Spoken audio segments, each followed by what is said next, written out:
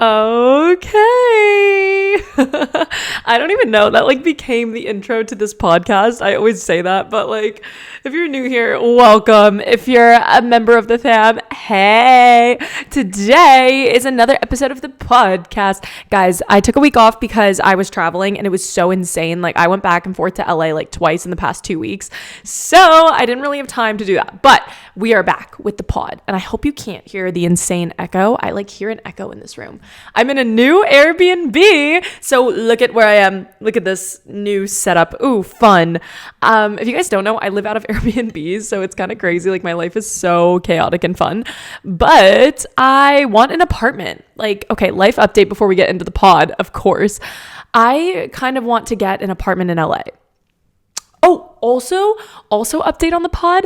It's a freaking year of me being in LA, guys. What? That does not feel real at all. It is officially 1 year of me being in LA, and I just like that does not click in my head. Like that is so insane to me that this time last year I was coming to LA for the first time from New Jersey, didn't know anybody, like literally did not have any friends here or any connections, and I just came here on a whim, and I've been living here for a year now. And progress update, I have amazing friends. Like this is insane. Like this is like friendships that I dreamed of when I was a kid, like people that actually I respect and like look up to, and just like really good friendships in my life. I've also been single for a year now, which is like honestly the best thing ever. Like I feel so good, content, happy on my own. And trust me, I was destroyed after this breakup last year. So like everything's just very full circle to me right now. Like it's been a year since you moved to LA. It's been a year since you made all these friends.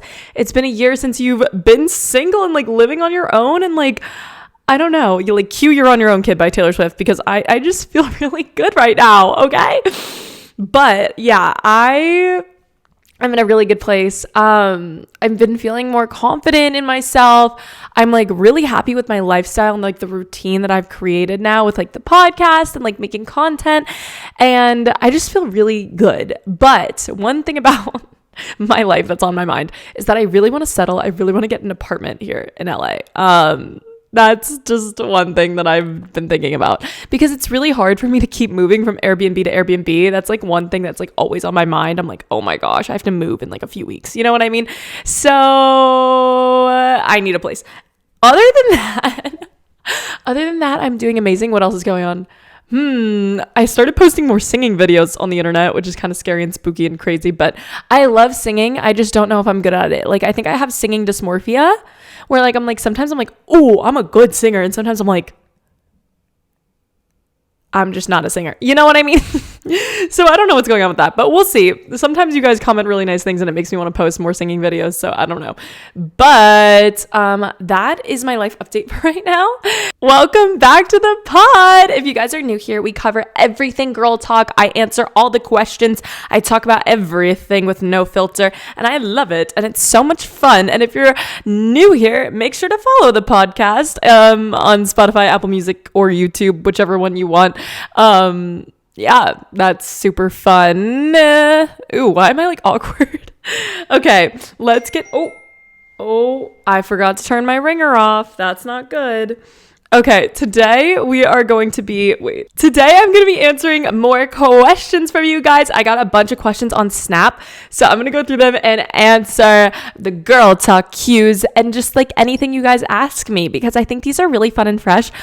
I haven't done like a podcast episode where I just talk about one topic in a while, but I think it's because you guys like these like Ask Nick type videos instead. So I'm going to keep making them until you guys want me to stop. But if you guys want me to talk about a specific topic for a whole episode, comment down below so I know what it is and I'll think about it or do it. You know what I mean? And then I'll give you credit. So as always, also, if you have any questions for the pod, follow me on Snapchat, Instagram, and the podcast itself. You can ask questions on it on Spotify and YouTube comments. So you have a lot of ways to reach me. I always look at them and I always put you guys in the videos.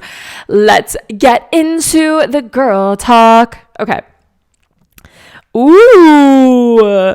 Someone said, okay, the first question about me. Someone said, do you remember the first video you went viral with? Oh. First video I went viral with. I do. Okay. I think the first video I went viral with was a POV and I made it and I was like, It was literally just me standing in my dorm room, and I made a POV called Sixth Graders at the Mall, and I posted that, and I think that was my first viral video. It got like hundreds of thousands of likes, and I remember it hit like 25k views, and I was like, oh, I made it. Like, I was so happy, because if you guys don't know, I've wanted to be a video creator my entire life. Like, I used to watch YouTubers, so I've always wanted to do this. Like, this is literally my dream job. And so when my first video like got views, I was like, oh, I made it. You know what I mean? I just sounded like a zombie. Okay. But I think that was the first video I went viral with.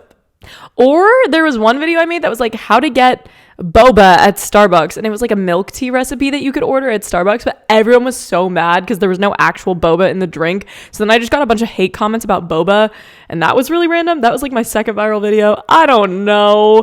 But after that, my next video to go viral was breakup advice, because I was going through a breakup, and that went viral. And then my ex in college was like, can you stop making videos about me? And I was like, I'm not making videos about you. I'm just making videos, period, about my own experiences and thoughts and feelings. It's not about you. But shout out to him. Gosh. What am I saying? Okay. Anyway, moving on. Let's answer the next one. Ooh. When is your birthday? My birthday was September 26th. I'm a Libra. Libra girls. I love Libra girls. I think they're the best people ever. Well, that's a little biased, but I am a Libra. My birthday's September 26th. It just passed. I'm 23 now. Okay, anyway. Sorry for squealing at you. Okay, let's answer some advice questions. I'm going on Snapchat right now. Oh, someone said, I know I'm probably overthinking, but I think one of my close friends is obsessed with my boyfriend. She always saves snaps he sends her in chat. It's probably nothing. I'm just overthinking. Okay. I need to know more context here. Like, why do you think she's obsessed with your boyfriend? If it's solely because she's saving his chats in Snapchat, I do that just because I have like bad memory. Like, if I'm talking to someone on Snapchat, I have the worst memory, and I literally need to like save their message just in case I forget what they said and I'm like replying later. So that's not that sus to me. However, if you feel like your best friend is obsessed with your boyfriend, I mean, that's just like really strange. Like, as a best friend, your role is to make sure that your other best friend knows that you're not into their boyfriend at all. Like, you gotta like be extra standoffish with them. You know what I mean? Like, be friendly, but you got to be extra standoffish so that your best friend doesn't worry about that crap. Like, that is just girl code 101. Do not be too friendly with your friend's boyfriend. That is just weird behavior. Like, that, if someone's like trying to like flirt with your boyfriend and they're like your so-called friend, I would lose it. I think I would lose it. Like, it is just girl code to be like extra like, no, I don't want your man. Okay, like, stay away. I am 10 foot pole from me and him. You know what I mean? That is the way to go. So, but yeah, I don't know if it's just saving messages in chat, then maybe it's nothing. But if she's giving you other signals that she's interested in him, like one time I was talking to this guy in high school and my friend was like, let me add him on Snapchat for you, just so I can see if he's good enough for you. Like, that was weird. And I was like, don't do that. You know what I mean? Like if it's other signals, like, I would just distance a little bit and be like, stop doing that. But yeah, I wouldn't say anything unless I was like really sure that they were hitting on my boyfriend. That is a weird situation. Someone said how to ask a boy you like from school who is in your classes for his snap. We are both in year 9. Oh, get in the snaps. Okay, I would say to make an excuse of why you need their Snapchat. Like, I would literally be like, oh my gosh, this homework assignment is so hard. Want to work on it together?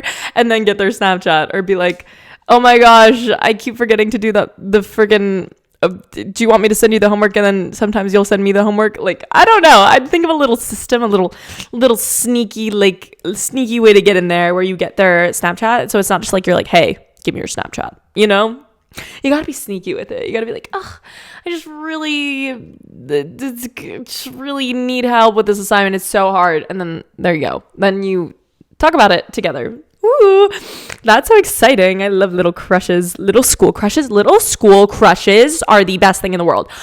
Having a crush on someone in your class was the most exhilarating feeling ever. It just spices up your life a little bit, makes your life a little more interesting, and I love it. I actually really miss that feeling of liking someone in your classes. I remember years in school where I wouldn't have a crush. I would be so freaking bored. Like, hit me with something. I need to feel something. Like, that's how I would feel. But I love having crushes. I think I had like 5 crushes freshman year of high school, and that was too many. I've learned to calm down since then, but I just remember how it would just make your life so much more fun when you had a crush, because you'd have like one small interaction with them and you'd be like, oh, like you'd think about it for 3 days straight. Like, it's just so fun and fresh. Like, I don't know, have fun, enjoy your life. I don't know. I love that time period. Okay. Ooh. Oh my gosh, I've never talked about this. Someone said, at what age did you get your first kiss and how old are you? Let me just preface this by saying that there is no age that you need to have a first kiss by. There's no age you need to do anything by. I think that's a huge thing growing up where you're like, I haven't had my first kiss and I'm 14. I haven't had my first kiss and I'm 17. Like, there's no timeline, girl. Like, you take your time with that one. Also, it's not always great to just be kissing people. Like, have some standards, have some don't be available for everybody, okay? Like, you need to be like this gem, this treasure, and you're super hard to get to. You know what I mean? Like, your standards should be up here so that only certain people can meet those standards. You don't want to just kiss anybody just to have your first kiss. That's not the way to do it. But anyway, my first kiss, oh gosh, I've never talked about this. I think I was 13. Oh! Looking back, that is so young. That is so young. Like, I was a child. I was basically in a diaper. Okay, anyway, I had my first kiss at 13. And I'm 23 now. 10-year anniversary. Actually, the guy I had my first kiss with is still one of my closest friends in life, and I think that's so funny. We dated for about a week. And then I broke his heart. Just kidding. It was a mutual thing. But it was an 8th grade romance. And we're still friends. So shout out. But yeah, anyway. I think that's hilarious. Okay. Oh my gosh. Oh, what do you do if you have a toxic friend but you're too scared to move away? I feel like I always get questions about toxic friends and people are so scared to distance themselves. I always get questions that are I have a toxic friend, but I don't know what to say to her. I don't know how to tell her I don't want to be friends anymore. I don't know how to do this. I don't know how to do that. I get so many of those questions from you guys. Here's the thing.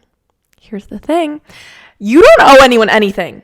And that toxic friend is going to make you feel like crap, whether you're friends with them and people pleasing them, or you tell them that you don't want to be friends with them. No matter what you do, you're not going to win in this situation because they're toxic. They're going to make you feel bad no matter what you do. So the best thing you can do is do something for you. Okay. Distance yourself from them. And if they're asking hey, why aren't you inviting me to things? Why aren't we hanging out anymore? Just be you could straight up tell them, I don't feel like our friendship is good for me. It doesn't make me feel better about myself. I feel like this, and this that you do make me feel bad, and just explain it, because I feel like that's a really mature way to put it. But if they don't respond well to that, you don't owe them anything. Okay. You do not owe them you don't even have to give them an explanation. You could just distance yourself. But if they ask, you could communicate, hey, I don't love this. And if they fix it, great, you're friends again. But because sometimes people don't know that they're hurting you. So you got to kind of lay it out there for them. But if you lay it out there and they don't change, you got to go your own way. And don't feel bad, okay? You don't owe anyone anything. There's so many people in your life who are going to be so much better for you. If someone is making you feel bad and they're your so-called friend, friendships are take it from me. Friendships are supposed to be easy. Friendships are supposed to make you feel really good and warm on the inside. You're supposed to come back smiling after you hang out with your friends. You're not supposed to be wondering if you were weird or not around them. You're not supposed to be wondering if you said the wrong things. You're not supposed to be tiptoeing around them. You're not supposed to be trying not to make them mad at you. Friendships are supposed to be very easy and seamless, and they should just be fun and happy. There doesn't need to be any drama involved at all. And that's something I didn't realize till like a lot later in life. Like right now I have such a solid group of friends and I'm content. I don't have a ton of them, but I'd almost rather it that way. Like I want people who are genuinely deeply know me and are there for me and support me and know what I'm working towards and like just show love and support, and there doesn't ever need to be drama. So that's just one thing you need to learn, is that if you're experiencing drama, that is just a part of growing up. And honestly, some people are going to be like that forever. Like some people never change, but for the most part, it's a maturity thing, and you need to find people who are more like you, because those drama loving people will find more drama loving people and they will be miserable together. But you need to find people who are like you, with like a lot of love to give, a lot of support to give, and want to have fun and not be dramatic. And there are people like that, I promise, but you just like cannot stick around and keep the dramatic ones around, because they're going to taint your world. Like they are literally going to make your life negative in any way they can, because they themselves are miserable. Wow, I did not expect to rant about that for so freaking long, but it's so true. So I'm glad I did that. I hope you guys got something from that part, because I literally always get toxic friend questions, and I just want you guys to know that that's not normal. That is not normal to have someone who's putting you down all the time, who's making you feel like you're weird, who's making you feel insecure. Like, it's not normal. Your friend should actually make you feel really good and confident. So if they're not, you don't owe them anything. You can leave that friendship. And they're gonna make you feel bad. Like I've had friends that try to make me feel bad for not being friends with them anymore, trying to guilt me. But at the end of the day, look out for yourself, because they're just gonna make you feel worse and worse and worse. And they just don't stop, because they themselves are negative, miserable people. So, wow. I just went off on that one. Okay, let's see. Are you seeing someone? No.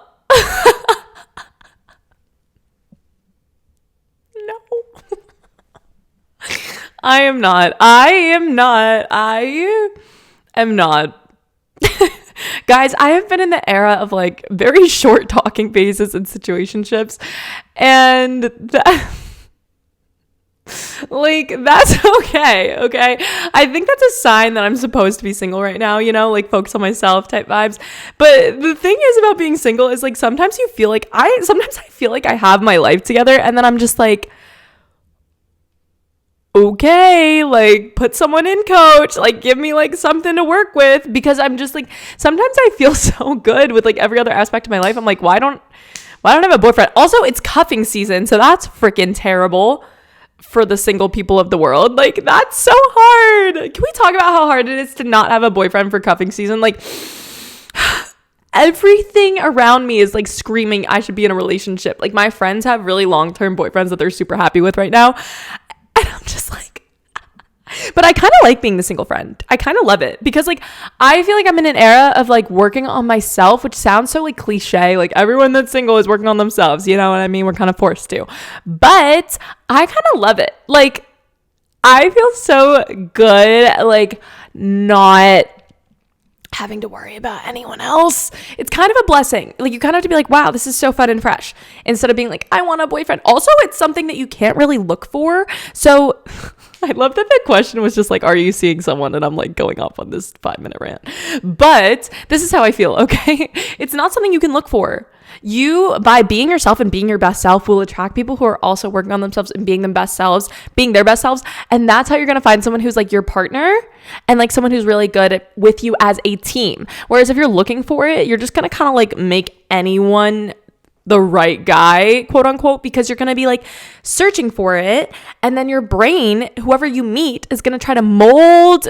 Your brain's literally going to try to mold them into being your dream guy, and like change and like ignoring their red flags. And your brain literally like ignores their red flags, and tries to make them your dream guy when you're looking for it. So you can't look for a relationship. You have to just be your best self, and then like you find someone who's also being their best selves, because that's how energy works for some reason.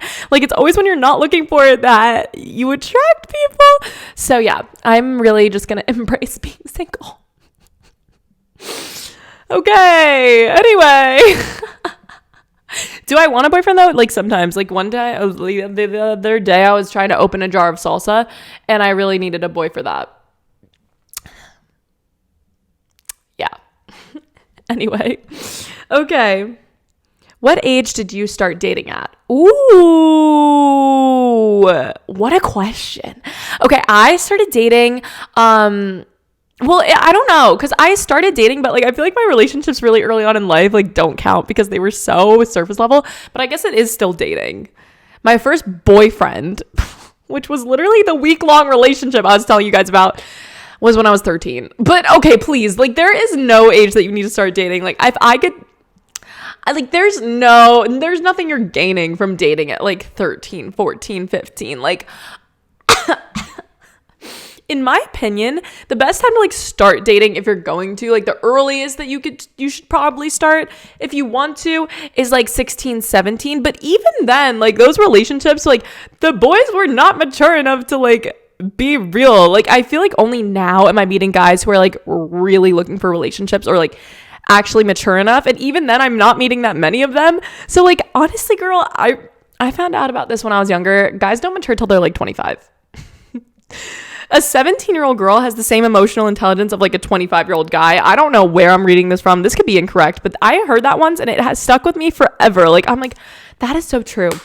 Like now that I'm 23 and out of college, I'm meeting guys who are more like serious about everything. But even in college, they were not. So like, don't force yourself to date people. Like, wait until you find someone who's like, one, a good partner, and two, wants that, and number three, like worked on themselves enough to be in a relationship. The thing is that I've realized by being in relationships and maturing is that you are not gonna have a good relationship until both of you have had seasons where you're just working on yourself.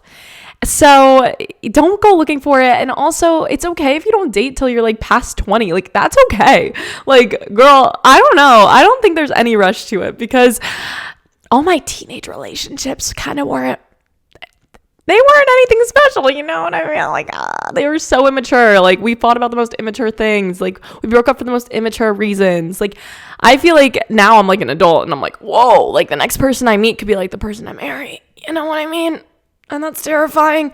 But it like makes me want to work on myself and like, don't rush dating. Like you can date, you'll have plenty of time to date and plenty of time to be in relationships. Like enjoy the time in your life where you're not, actually, because you're not always going to be like that. So you got to enjoy it. Okay, you got to enjoy it. Let's see what else. Slay. Okay, I got disconnected. Oh, my camera just like literally ran out of storage. Okay, anyway. Oh, someone said how to be more comfortable in my own skin. Girly pop. Okay, I remember, let me get comfy for this. One huge thing that people don't realize about confidence is that you're never going to feel confident.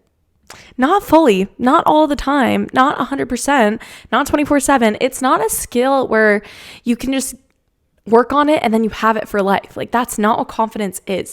Confidence is like a muscle.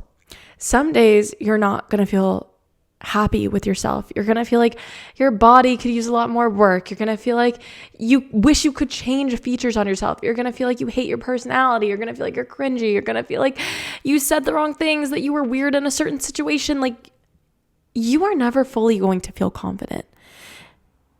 You're always going to have a voice in the back of your head that is nagging you or bullying you or feeding into your insecurities, because that's just life, because that's just a response to growing up and being a girl and not feeling like you're good enough because society tells you you're not. There's always going to be something there that makes you feel like you're not good enough. But you are also going to have amazing confidence days and times where you feel like the best person on the planet, times where you love your personality. And even someone like me who's like, I've worked on my confidence so much. I still have days pretty often where I am so hard on myself and I feel like I'm not doing enough and I feel like I'm not good enough for so many things. And you just have to know that that voice is not you. That voice is not you. That is a product of growing up in a society where we're taught to be a million different things. That voice in your head is not you, and you can choose to ignore it because beauty is subjective. Okay. One thing you need to know is there's not one version of beautiful. When it comes to personality, there are so many strengths that you have that other people wish that they had. When it comes to looks, there are so many features on you that are beautiful that other people would kill to have and you're trying to get rid of. Like, beauty is so subjective. I promise you, when you walk down the street, there are people that are like, wow, that girl is so beautiful. I wish I was like her. Or when you talk, there are people that are like, wow, that girl's so confident. I wish I could sound like her. Like, there's always going to be a part of you that wants what you don't have, but you just need to realize that all the things that you do have are things that other people want and things that you need to embrace and feel like proud of. Because at the end of the day, there are people that are looking at you and wanting what you have, wanting the personality you have, the looks you have, and you're doing the same thing to other people. And if you constantly live in the mindset of comparing yourself, you're never going to be happy. And don't get me wrong, you're still going to have days where you feel insecure no matter what. But you need to consciously love yourself. You need to make the decision. It's a choice to be kind to yourself and to show love to yourself. That is a choice you make every single day. And that's why it takes work, because you literally have to pull yourself out of feeling like you're not good enough and tell yourself that you are. It's a commitment to yourself. When you love yourself, it is literally a commitment. Like, you have to work on that. You have to nurture that. You have to remind yourself of things every single day, because otherwise you're going to feel insecure again. Like, it's just inevitable. But over time, the more you're kind to yourself and love things about yourself and consciously talk about things you like about yourself, you will just become more used to it, and it'll become like second nature to love yourself. And you'll just realize that you'll have a lot more confident days than insecure days. And that doesn't mean you're not going to feel insecure. You will, but confidence comes and goes no matter what. But the more you work on it, the more it'll be there. I promise you.